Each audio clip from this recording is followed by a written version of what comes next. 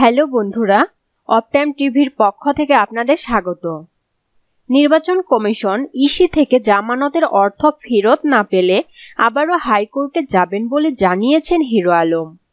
তিনি একাদশ সংসদ নির্বাচনে বগুড়া ৪ আসনের স্বতন্ত্র প্রার্থী ছিলেন। শুক্রবার ৪ জানুয়ারি সকালে কান্ট্রি নিউজের সঙ্গে আলাপকালে একথা বলেন তিনি। হিরো আলম বলেন, নির্বাচনের এই ফলাফল আমি প্রত্যাখ্যান করেছি। এই ফল আমি মানি না। আমার ভোটারদের ভোট কেন্দ্রে ঢুকতে দেওয়া হয়নি। যারা আমাকে ভোট দেবেন তারা যদি ভোটই দিতে না পারেন তবে আমার জামানত ইসি কি যুক্তিতে আটকাবে? জামানত ফেরত না পেলে আমি আবারও মহামান্য হাইকোর্টের কাছে যাব। তিনি আরো বলেন, নির্বাচনের দিন আমার ও আমার কর্মীদের উপর হামলা করেছেন। তাদের আমি চিনে রেখেছি। আমি তাদের নামেও মামলা করব। একাদশ জাতীয় সংসদ নির্বাচনে প্রার্থী হয়ে বাংলাদেশের পাশাপাশি ভারতীয় গণমাধ্যমেও তুমুল আলোচনায় ছিলেন হিরো আলম। রেসটা এখনো কাটেনি।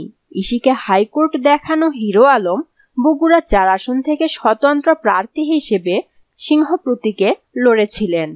মাত্র ৬৩৮ ভোট পেয়ে শোচনীয় পরাজয় তার। হারালেন জামানতও।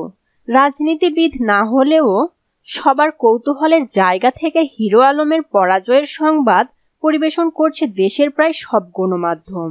এখনো করছেই। কিছু গণমাধ্যম হিরো আলমকে একাদশ জাতীয় সংসদ নির্বাচনে প্রার্থী হিসেবে ব্যর্থ বলেছে।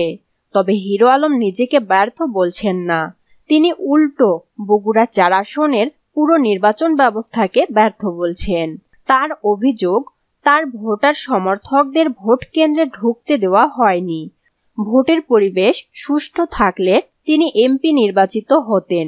তিনি জামানত ফেরত চেয়েছেন। হিরো আলমের ভাষ্য, আমার লোকদের তো ভোটই দিতে দেয়নি, তাহলে জামানতের টাকা ফেরত দিবে না কেন? জামানতের টাকা ফেরত দেওয়ার জন্য এবং হিরো আলমকে যারা মারধর করেছে তাদের উপর মামলা করার জন্য হিরো আলম আবারও হাইকোর্টে যাচ্ছেন। বন্ধুরা, এ ছিল হিরো আলমের আজকের খবর। এ ধরনের আরো নতুন নতুন খবর জানতে আমাদের চ্যানেলটি এখনই সাবস্ক্রাইব করে পাশে রাখা বেল বাটনটি অন রাখুন আর আমাদের সাথেই থাকুন। ধন্যবাদ।